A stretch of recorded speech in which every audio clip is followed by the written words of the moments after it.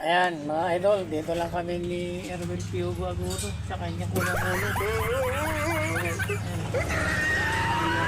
Hindi na kaya. Galing na ako ng PTEX kanina. Bumalik lang ako at hindi nga daw natuloy yung makasama ko bukas.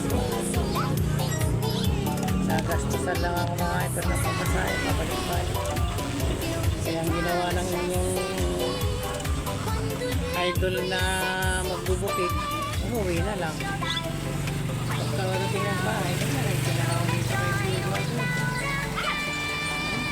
Diba? Ganun talagang buhay. Pero bukas babalik daw kami sa nila. Kaya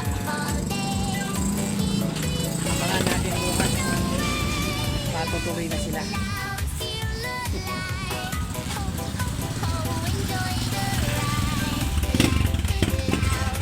Di pa kasi dumarating yung mga galing sa Korea na mga kasama nating tao na dadalhin doon sa Cavite. Galing daw sila ng Korea. Di ba, idol? Ano masasabi mo, idol? Ang masasabi ko is correct. Correct. It's not ikis, wrong. Correct. Andito lang kami sa kulong-kulong niya, nakaupo. Wala kami magawa eh. Ang content creator pala, idol, parang ano na yan eh. Parang ulam din. Iisip ka kung anong ito-content mo eh. Iisip ka kung anong uulamin mo, kung ano naman kasunod na ulam na uulamin mo. Kaya din pala yung mga content creator. Nag-iisip kung ano ito-content mo. Napakahirap pala mag-isip.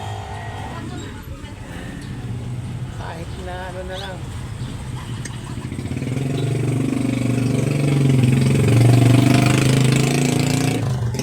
Kaya dyan, nag-iisip ka kayo kung ano ito-content mo rin.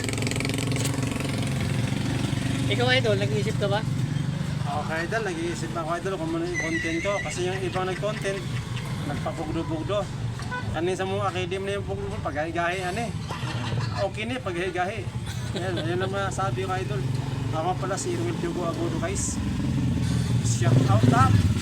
Follower si idol Babang Edwin. Ayan. Yan, thank you very much. Ay na. Sige po, maraming po salamat. Ito nga pala si Babang Edwin Ignacio. Ayan. Bye-bye.